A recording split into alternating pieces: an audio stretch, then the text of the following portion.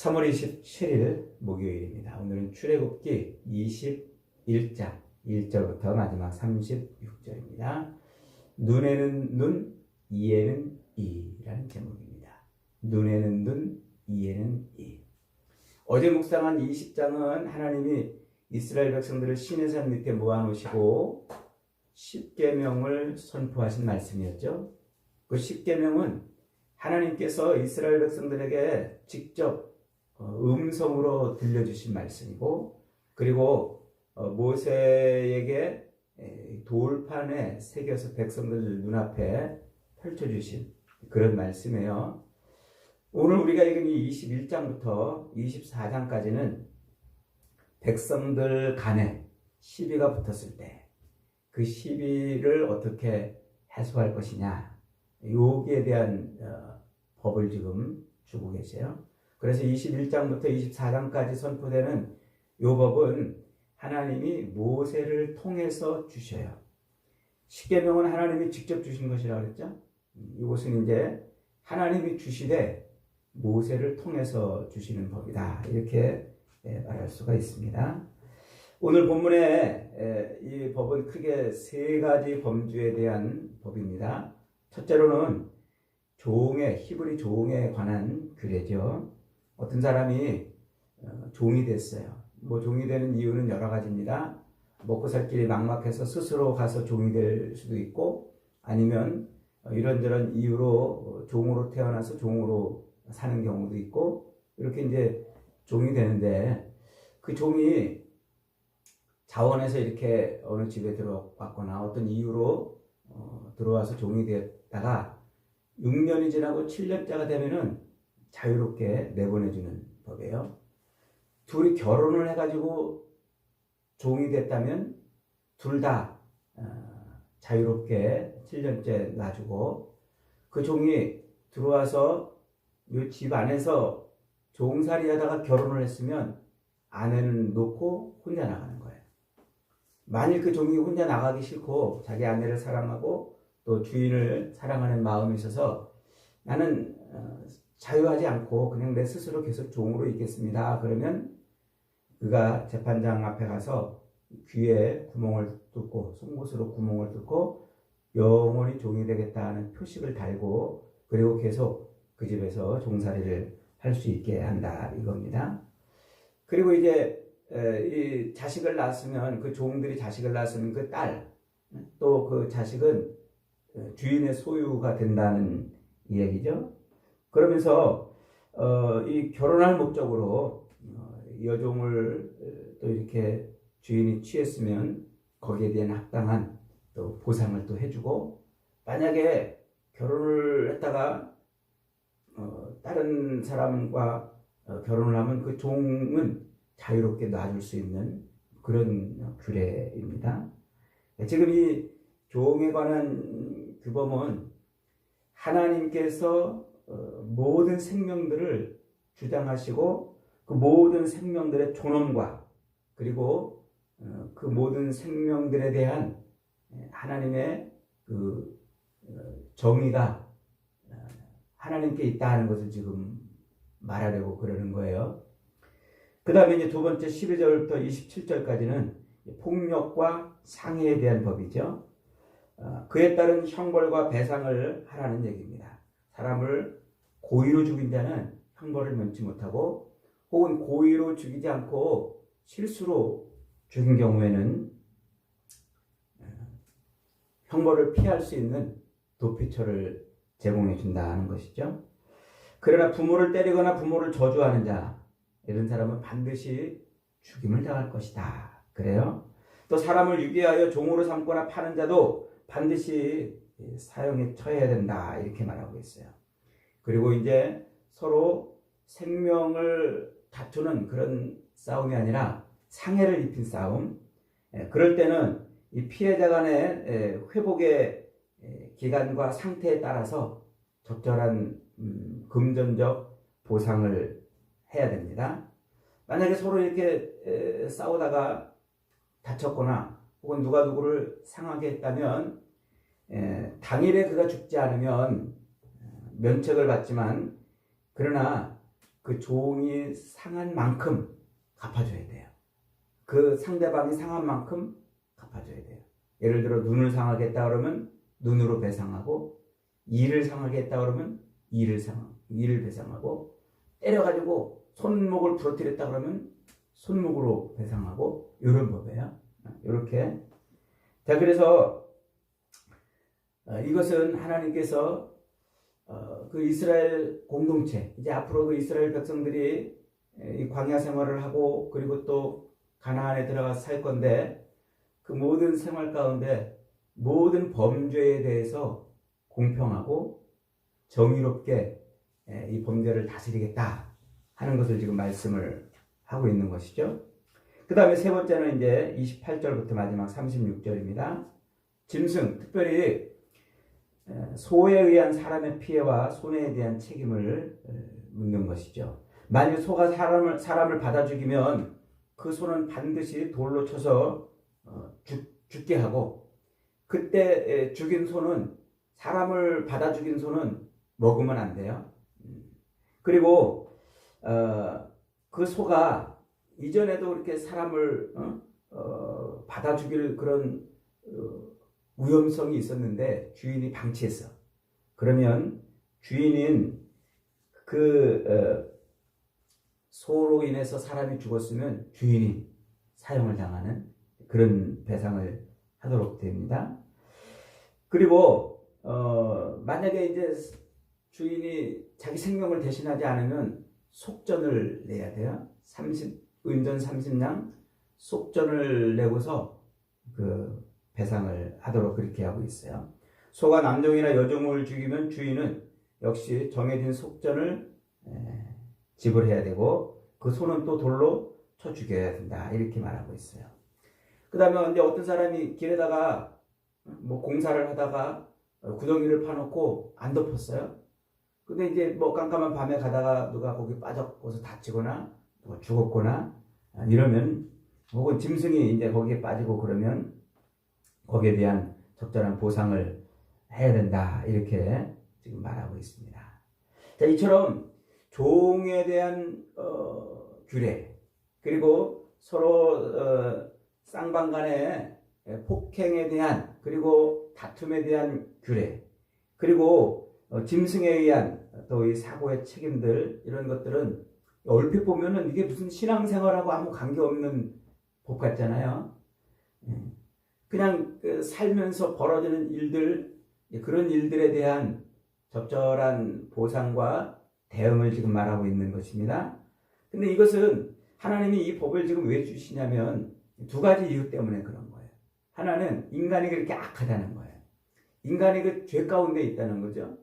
그러니까 인간의 그 탐욕과 인간의 그 욕망이 분출돼서 사회를 어지럽히고 질서를 깨트리고 남의 것을 내 것으로 취하려고 하는 그런 죄악된 본성을 가지고 있는 존재라는 것을 이 법으로 지금 말해주고 있는 거예요.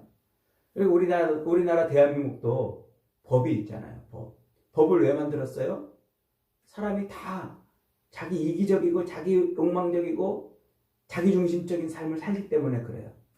그래서 늘 자기 중심적이고 자기 욕망과 욕심을 챙기려고 늘 그렇게 애를 쓰기 때문에 다른 사람과의 갈등이 없을 수가 없어요. 이게 타락한 인간의 본 모습이라는 거예요. 우리도 보세요. 다른 사람 거 막 훔치려고 그러고, 내 이기심을 위해서 예컨대 주차장을 마음대로 못하게 하고, 또 내 땅이라고 함부로 못 지나다니게 거기다가 가림막을 설치하고, 뭐 이런 작은 일들로부터 해가지고 큰 전세 사기가 왜 일어납니까? 또 살인이 왜 일어납니까? 폭력이 왜 일어납니까? 이게 인간의 그 탐욕과 욕망이 분출돼서 그것을 억제하고 제어하기 위해서 법을 만들어 놓은 거예요. 그래서 우리 대한민국의 법들도 우리의 이 죄악된 본성들을 억어하고, 그리고 질서와 정의와 공평을 만들어내려고 그러는 것이죠.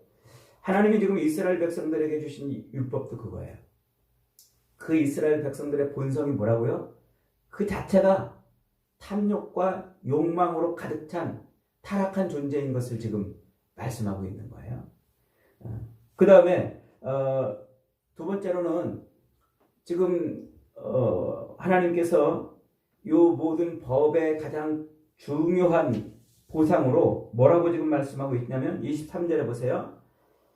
다른 해가 있으면 갑대 생명은 생명으로, 눈은 눈으로, 이는 이로, 손은 손으로, 발은 발로, 된 것은 된 것으로, 상하게 한 것은 상함으로, 때린 것은 때림으로 갚을지니라. 이게 고대 근동의 탈리오 법이라는 이름으로 불려지는 그런 법이에요. 탈리오. 피해에 비례한 정당한 보상을 강조하는 것이죠. 왜 이렇게 강조하냐면, 왜 정당한 보상을 강조하냐면, 인간은 탐욕적이고 욕망이 들끓는 존재라고 했죠. 그래서 내가 피해를 봤어요. 내가 누군가로부터 피해를 보고 내가 누군가로부터 상해를 입었으면 인간은 거기에 공정한 그런 보상이 아니라 훨씬 더 많은 그런 대가를 요구하는 존재예요. 이게 타락한 인간의 모습이라는 거죠.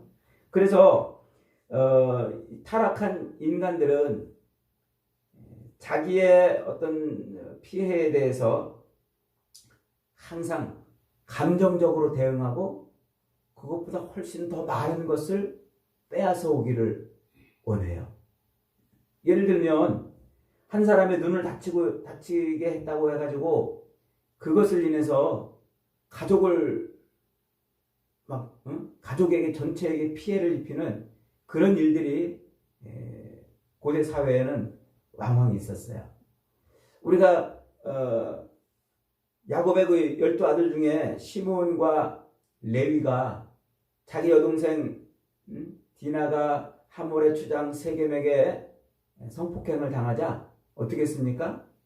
그들이 할례를 받게 해가지고 가서 그 족속을 다 멸절하는 그런 일을 벌였지 않습니까? 그게 인간의 모습이란 말이에요. 그래서 하나님은 그런 타락해서 자기중심적이고 자기 탐욕으로 그리고 남에게 훨씬 더 많은 해를 끼치고자 하는 그 욕망, 그런 것들을 억어하고 제재하기 위해서 이런 탈리오법으로 지금 그들을 구속하고 있는 겁니다. 그래서 그런 것을 통해서 인간이 복수가 아닌, 그리고 또 자기 감정이 아닌 하나님의 법에 의해서 통치되는 사회를 만들기 위해서 그렇게 이런 율법을 주시는 겁니다. 그런데 결국 이런 율법이 지향하는 바가 뭐예요? 이 율법이 결국 통치하는 사회는, 이렇게 법이 통치하는 사회는 결국은 어떻게 됩니까? 그 인간의 탐욕과 욕망을 억어하고 제어할 수가 없어요. 이게 법이 가지고 있는 한계입니다. 지금 우리 대한민국 사회를 봐도 그렇지 않습니까? 대한민국 사회 법이 없어서 사기꾼이 있습니까? 법이 없어서 강도질이 일어나고 법이 없어서 남을 해하는 일들이 벌어집니까? 교통법규가 엄연히 있는데도 불구하고 사람들은 그 교통법규를 쉽게 어기는 거예요. 왜 그럴까요? 그게 인간의 그 죄악된 본성이 그렇다는 거예요. 그래서 자기를 구속하고 자기를 억어하고 자기를 제재하는 그것을 자꾸 뛰어넘으려고 하는 그런 욕망, 그런 분출된 욕망이 죄인의 특성이라는 것이에요. 그게 아담의 타락 이후에 인간의 심성에 새겨진 죄악된 모습이라고 그러는 것이죠. 그래서 실제로 이 탈리오법으로 눈에는 눈, 이에는 이, 이런 식으로 배상의 법이 있었지만 이 사람들은 그것으로 배상을 하지 않았어요. 그것보다 훨씬 더 강력한 처벌을 원하고 훨씬 더 강력한 배상을 원하는 이런 식으로 발전된 것을 유대 문헌을 통해서 볼 수가 있습니다. 그러니까 요 법들이 지금 하나님이 선포하신 이 법이 지금 뭘 보여주고 있는 겁니까? 인간의 그 탐욕과 인간의 욕망과 자기중심적인 그런 죄악된 본성을 보여주고 있는 거예요. 그 법이 있어도 그것을 이길 수가 없고 지킬 수가 없는 그런 사회가 되는 것입니다. 그래서 하나님은 이런 탄리오법 같은 이런 법을 통해서 뭘 바라보게 하시는 거예요? 우리 인간의 그 죄악된 본성을 자꾸 보도록 만들어 놓으시는 거예요. 그래서 어제 우리가 십계명을 통해서 십계명은 우리 인간의 본성을 들여다보는 거울이라고 그랬잖아요. 역시 이것도 마찬가지예요.